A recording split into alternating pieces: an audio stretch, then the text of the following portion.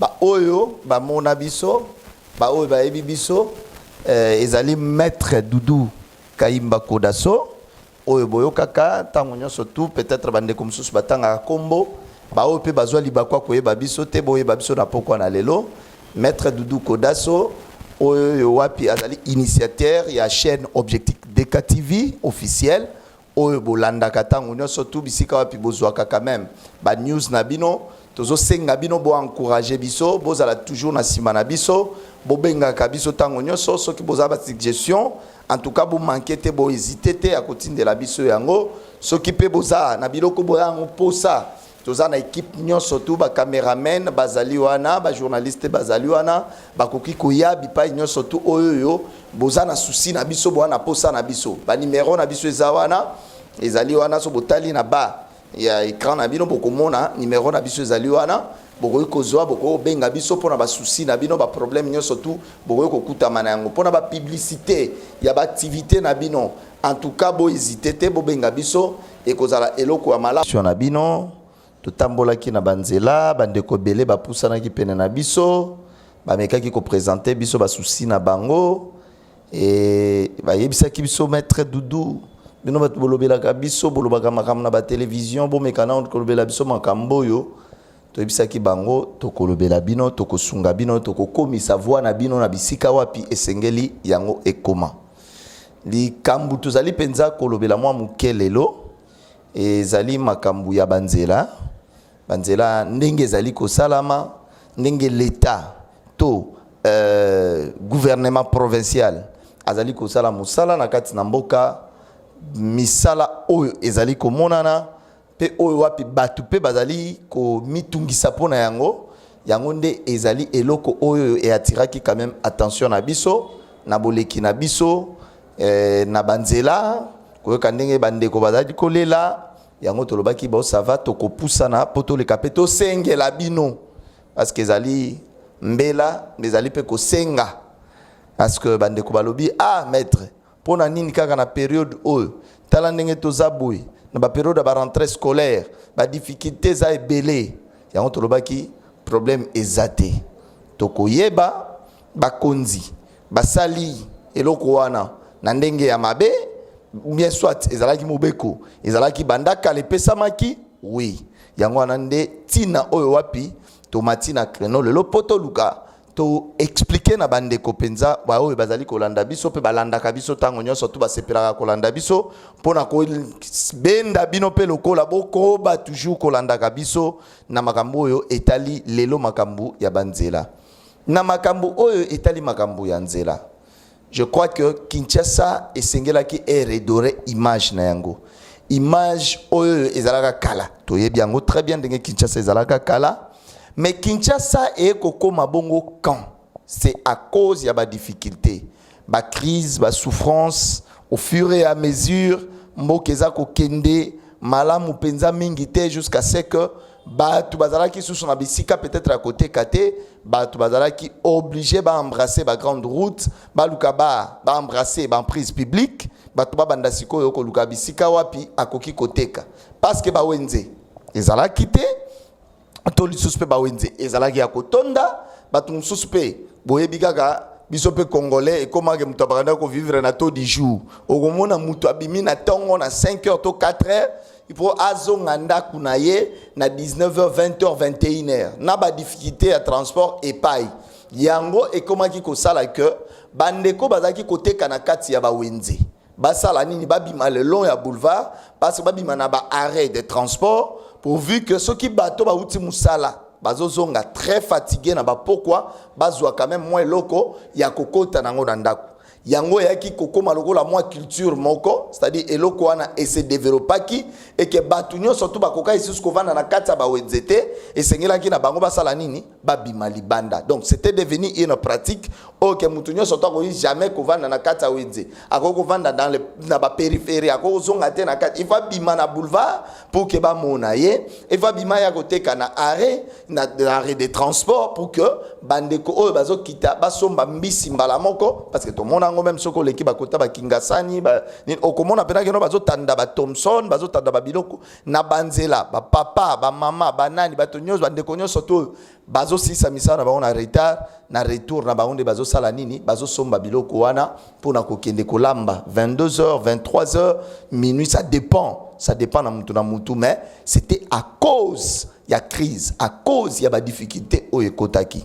yango wana lelo Mburamatari ya ville ya Kinshasa azwaki mokano to azwaki ndingisa ya koloba te mboka ville il faut ezonga propre, mboka na biso faut ezonga propre na kozongisa yango propre esengelaki parce que zaki na bato mususu bandeko mususu ndenge ezalaka kaka bango mpe bayeba komi kotonga bakaske bimba bakoma babeka yango nini bakioske batongi bakioske na banzela bamisusu batongi penza en matériaux durables bato na bato bazotonga na lolenge oyo bakoki kotonga yango mpe esalaki mboka na biso ekoma tellement kaka ke même banzela même bandeko batonga le long ya barivière batonga na ndenge moko ke mai lelo ekoma ko déborder na kati ya bandako ya bandeko mususu soki otali à l'époque mbula ezalaki ata ebeti makasi ekoleka rivière eza monene eza étendue, voyez, mais depuis un certain temps à cause ya ba construction anarchique, à cause ya ba désordre wana nyonso tout et ça là que même ba rivière ekoma mikie et que mai soki mbula ebeti makasi il faut mai déborder côté la bato na bandako yango wana tozoloba que Mburamatari azwaki décision komona bakambo wana nyonso tu ba mai ndenge zokota komona bakaya ba accident ezalaki komaki un peu récurrent omona penza ke muke mutu ke déborder ye tuti panzi bato bakufi to mona ba accident na bakimbuta bipai na bipai mais problème ezali awa ezali nini la décision il faut ezala appliquer parce que ezali décision oyo Mburamatari ya ville ya Kinshasa ezwaki mais sikoyo problème ezali nini bandeko baleli balobi ke te eza problème ya période babi mais pourquoi kaka na moment oyo na fin août tozokota septembre nde ba décision na ezala appliquer pendant que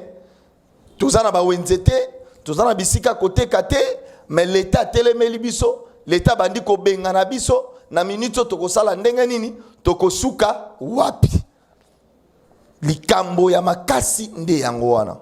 alors le kola pe exécution na ke fa ke esalama lelo na nzela ya vice-gouverneur ya ville ya Kinshasa o azali kolandela penza de très près ba misala wana to mibeko wana oyo wapi eutaki na Mburamatari ya ville ya Kinshasa po s'exécuter ndi azali kolandela yango azali kokita kinti na terrain mwana mboka Jekoko Mulumba azali kokita mais pas si ezali nini parce que totambolaki tozalaki na bandeko bazolela na matoi babi non ta ndenge bazobenga na biso neti ngai moko personnellement nazalaki na inquiétude na ngai ezalaki nini namoni ke na bakwado babengani bango na nzela sikoyo tokomi kotamwa na mituka ozoyeba te na kobongisisa pine wapi soki pine na toboki lelo nzela na mituni ba question wana sikoyo soki pine na ngai toboki ana kosala ndenge nini parce que même bakwado na nzela bobengani bango balongwe na banzela donc yango wana tozalaki to souci na biso ezalaki kete to meka koyebisa bakonzi parce que bandeko ebele baleli balobi période bazoluka mo bambongo bakelasi yango mpenza na mindondo bato mosusu mpe baboya na bango kotosa l'état parce que l'état aloba gratuité enseignement mais gratuité enseignement eza mpe na kokoso eza na mwa difficulté mpo bandeko mosusu mpe baboya na bango kotosa. Alors, et comment c'est difficile na période oyo koluka ko coincer vraiment population ya Kinshasa. Yango moni bandeko basenga ki bisoto. Yango tozoloba. Et senga ki na gouvernement provincial ameka ko organiser moi ba campagne ya sensibilisation ko meka mukie ko bena non batu matoi ko lukana ko mema batu na campagne ya propreté batu ba apprendre d'abord ya ko assainir ba environnement na bango bisika pi ba vandi ko rendre yango propre eza la environnement moko oyo eza sain oyo ko permettre na motu à vivre bien dans l'entretemps ko continue pe sambela mais ko lekisa quand même période oyo yango ndezala ki mo likanisi na biso ko lekisa période oyo parce que bandeko ebele baleli na lobi baleli na ndenge ya kosakana te baleli penza makasi alors yango wana tolobaki te tokoya quand même netando to meka ko lobe ya moke to senga na ba autorité soki bakokaki ko lembisa mwa moke ba mesure wana pour permettre à ta batoba les qui ne serait-ce que période parce que bazo les laquais ils a période de rentrée scolaire. Oui, tu dis que congolais les la na ba période nyo surtout. Ce que l'équipe qui non période de rentrée scolaire, lobia ko iko les laquais non te période bazo benga la classe dans Minerval et vous allez paix compliqué. Toyebi, mais souci est alinine. La loi est dure, mais c'est la loi, ça doit s'appliquer. Mais seulement il faut que ça la étude de faisabilité, c'est-à-dire que ko étudier loko malamu pour na koyeba est-ce que eloko yo eza déjà eloko ekoki ko leka facilement na consommation na période c'est ce que nous devons aussi des fois étudier pour to tchapenza bande ko pe mingi na kata difficulté te. Donc bande ko ba leli pena na ndenge ya makasi, ba leli na ndenge ya makasi. Yango to sengi parce que vice-gouverneur Azali, vice-gouverneur Asoka ko sunga. Biso parce que neti biso bato ami tuka tolobi ke non ba kwado ba eli sus na nzela te. Donc kwado za na même service, il y a dépannage na carburant ou ba station de y a approvisionnement, il y a carburant. Donc bazo jouer presque ba même rôle parce que mutu katango tomba kapan et prévenaka mutute et bisakate que non nazo tomber en panne pine ko ke tobo ki brusquement mais on ko parcourir ba distance nine parce que tout le monde a soupé ba kwado ngona nzela te tozo ba lisusu te soki to lobi to bongisa ba pine to ko bongisa wapi yango ezalo lokola il fallait quand même na ba mesure wana ko tala paix activité mususu ya bandeko mususu automonike te neti telle activité telle et activité moko bo ko sunga na besoin moko tel ya population peut-être il fallait ki kotika yango. Donc ba mesure nyo surtout ba règle ezalaka et puis ba exception ezanga te na kata règle. Donc yango wana ndi tolobaki ke te to ko senga na bakondi soki moyen ezali ba koki ko lekisa période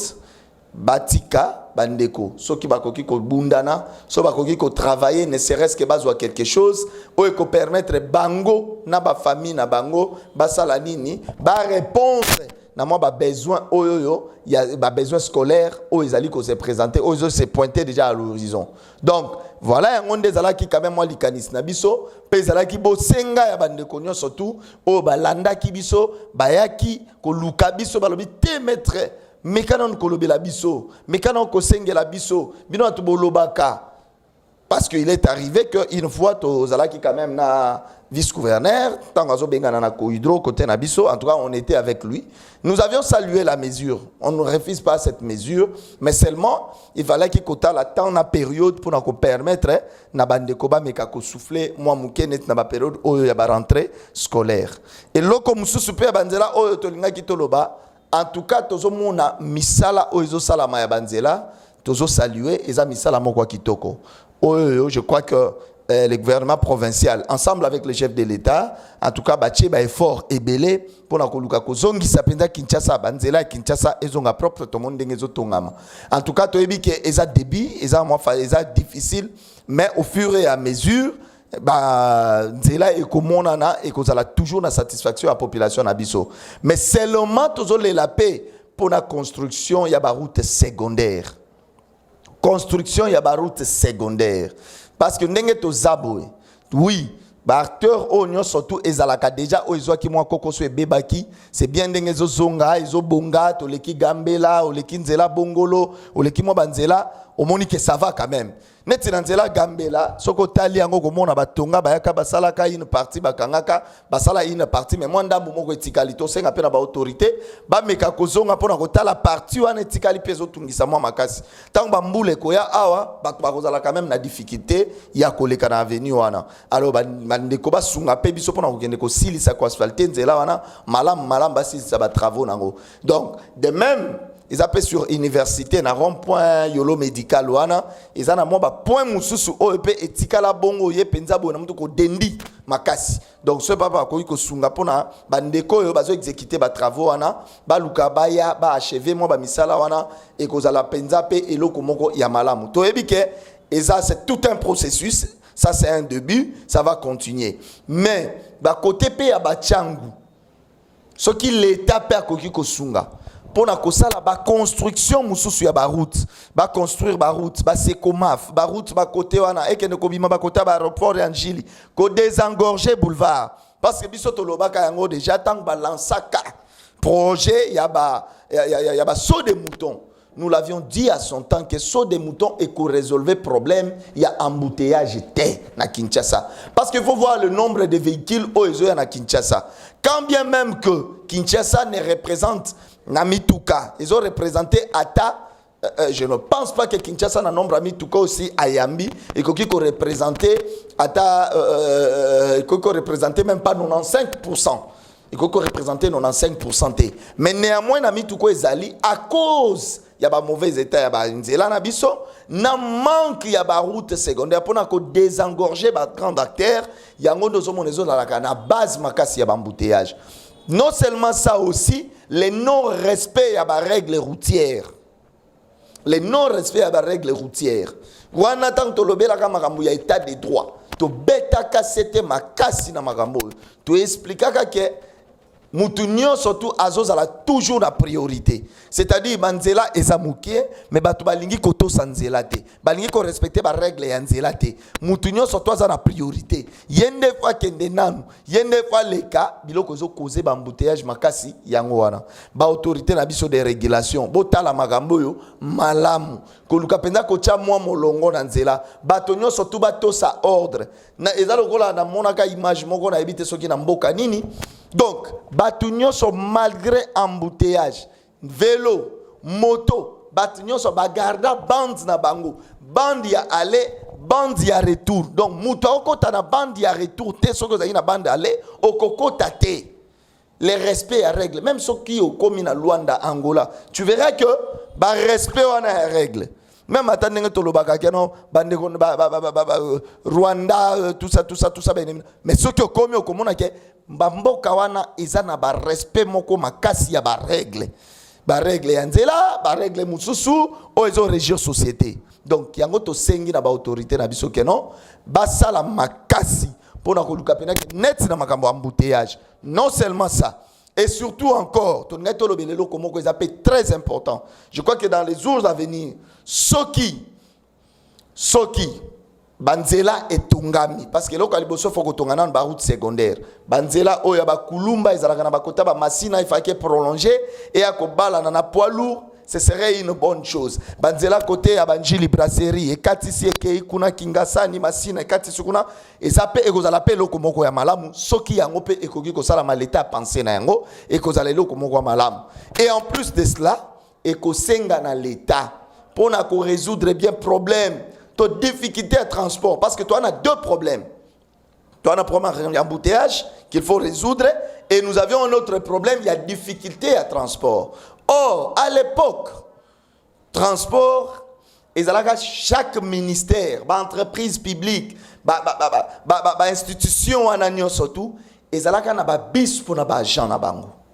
Ils ont bis pour les gens. Les gens surtout bazobima, bakoyate bawele la transport na bande konyo surtout oyoyo, bauti ko bunda na ndenge na bango pona ko luka ko lia na bango na makamnyo surtout. Donc bango bakoya bakoti na kata ba bis na bango et memi bango ti na ba destination na bango. C'était une bonne chose. Ça c'est pour résoudre la difficulté de transport parce que aujourd'hui il y a une forte concentration. Moutounio surtout azobima, peut-être mouvement isa mouvement moko. Ceux qui ont ta changu pour les centres-villes, ceux qui ont ta ngambu ya lukunga pour na ko rejoindre centre-ville et que batouana ba moyen de transport est limité, bango surtout baza censé ko emprunter, ba 207 ko emprunter, ba transport en commun, et ont sa difficulté makasi à transport. D'où l'État doit penser que dans les jours à venir, koluka ko zongi sana ba ministère, ba bis oyo bana ko transporter, ba agent, ce serait une bonne chose. Et également, ce qui l'État ko